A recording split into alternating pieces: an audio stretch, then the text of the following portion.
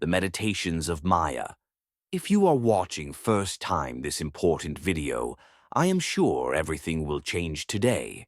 And don't forget, subscribe this channel. Maya clutched the steaming mug of Earl Grey, the morning mist clinging to the windows of her small Brooklyn apartment. The city was a symphony of distant sirens and rumbling trucks, a stark contrast to the quiet turmoil within her. At 32, Maya felt like a ship adrift, the anchor of her ambition having long since snapped. She was a writer, or at least she used to be. Once, her head had teemed with characters and plots, stories clamoring to be told. Now, the blank page mocked her, a stark white testament to her creative paralysis.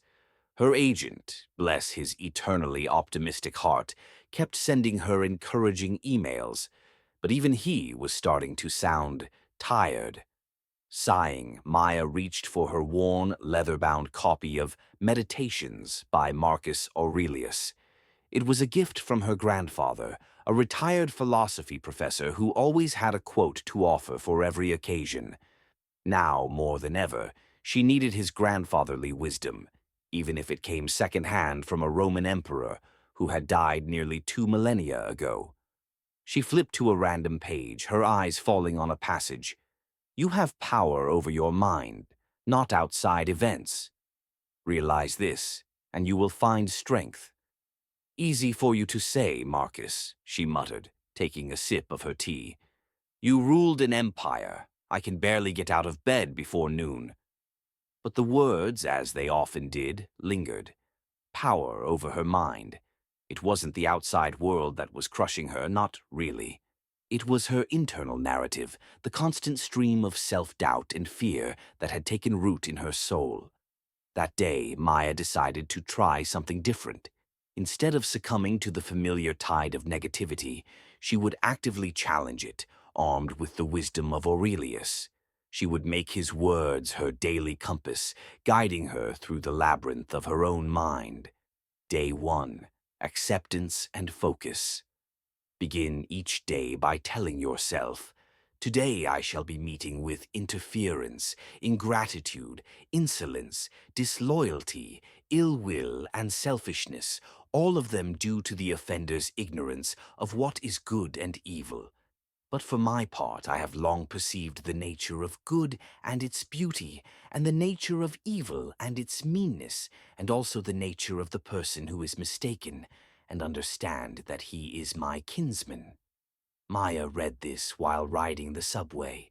The usual morning chaos swirled around her, a woman arguing loudly on her phone, a teenager blasting music from his headphones, a businessman elbowing his way through the crowd. Normally, these minor inconveniences would send her spiraling into a vortex of irritation. Today, she tried to see them through Aurelius's lens. The woman on the phone was probably dealing with a crisis. The teenager was expressing himself, however loudly. The businessman was likely late for an important meeting. They were all, in their own way, just trying to navigate the complexities of life. The exercise didn't magically transform her into a saint, but it did shift her perspective. Instead of focusing on the annoyance, she focused on controlling her reaction to it. She took a deep breath, reminded herself that these were just fleeting moments, and turned her attention to her own task for the day, outlining a new story idea, no matter how shaky. Day 2. Duty and Purpose. Do every act of your life as though it were the last act of your life. This quote hit Maya hard. The thought of her life ending tomorrow sparked a wave of panic. What would she regret? The unfinished stories? The missed opportunities? The time wasted scrolling through social media? She realized that her biggest regret would be not using her talent, not pursuing her passion. So she sat down at her desk and began writing, not with the expectation of creating a masterpiece, but simply with the intention of doing her duty, of honoring the gift she had been given. The words didn't flow easily at first. She stumbled, she erased, she rewrote. But she persisted, driven by the urgency of Aurelius's words. By the end of the day, she had a rough draft of a scene. It wasn't perfect, but it was something. It was a tangible result of her effort, a small victory against the forces of inertia. Day 3. Impermanence and acceptance. Everything we hear is an opinion, not a fact. Everything we see is a perspective, not the truth. Maya received a rejection email from a literary magazine she had submitted a short story to months ago. In the past, such a rejection would have sent her into a tailspin of self-doubt, confirming her worst fears about her talent. But this time she remembered Aurelius's words. The rejection was just one person's opinion, one perspective. It didn't define her worth as a writer or the value of her work. It was simply a data point, a piece of feedback to be considered, not a judgment to be internalized. She allowed herself to feel the disappointment, but she refused to let it consume her. She closed the email, took a walk in the park, and reminded herself that everything is impermanent, including her own insecurities. Day 4. Virtue and kindness. Waste no more time arguing about what a good man should be. Be one.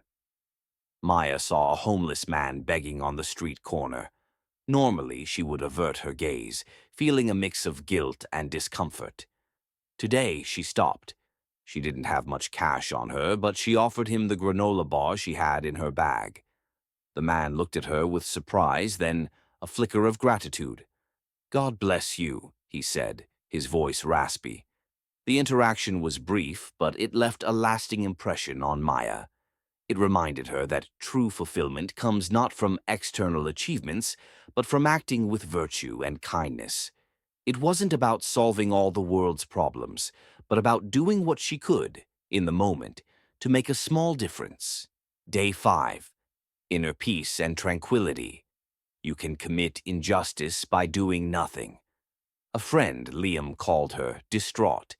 He had been passed over for a promotion at work, despite being more qualified than the person who got it. He suspected it was because of his race. Maya listened patiently, offering words of support and encouragement. But she knew that words weren't enough. She encouraged Liam to speak to HR, to document his experiences, to fight for his rights. It was uncomfortable, messy, and potentially risky. But Maya knew that she couldn't stand idly by while injustice was being perpetrated. Aurelius's words echoed in her mind. You can commit injustice by doing nothing. The ripple effect. As the weeks turned into months, Maya continued to incorporate Aurelius's teachings into her daily life. She meditated, practiced mindfulness, and focused on what she could control. She became more resilient, more compassionate, and more focused on her purpose. Slowly but surely, her writing began to flow again. She wasn't writing for fame or fortune, but for the sheer joy of creation, for the satisfaction of bringing her stories to life. She started submitting her work to more magazines, not with the expectation of instant success, but with the understanding that rejection was simply part of the process. And eventually she received an acceptance. It was a small literary magazine, one that barely paid anything. But for Maya, it was a monumental achievement. It was a validation of her hard work, a sign that she was on the right path. Her agent, sensing a shift in her energy, started sending her more promising projects. She even landed a gig writing for a popular television show, something she had dreamed of for years. Maya's life wasn't perfect. She still faced challenges, setbacks, and moments of self-doubt. But she had learned to navigate these difficulties with grace and resilience, guided by the wisdom of a Roman emperor who had lived centuries ago. Aurelius, beyond the page. It wasn't just her professional life that transformed. Maya's relationships deepened, her sense of gratitude grew, and her overall well-being improved. She found joy in the simple things, a walk in the park, a conversation with a friend, a good cup of tea. She started sharing her experiences with others, posting about her journey on social media, and even giving talks at writing workshops. She found that many people were struggling with the same issues she had faced: self-doubt, anxiety, and a lack of purpose. By sharing her story, she hoped to inspire others to find their own inner strength, to cultivate their own virtues, and to live a more meaningful life. She encouraged them to read meditations, not as a set of rigid rules, but as a source of inspiration and guidance. The legacy continues. One day, Maya received a letter from her grandfather. He had been following her progress online and was overjoyed to see how she had embraced Aurelius's teachings. "My dear Maya," he wrote, "I always knew you had the potential to do great things, but I also knew that you needed to find your own path, your own source of strength. I am so proud of you for discovering the wisdom of Marcus Aurelius and for using it to transform your life. Remember, the journey is never over.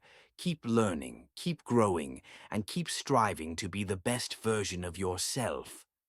Maya smiled, tears welling up in her eyes.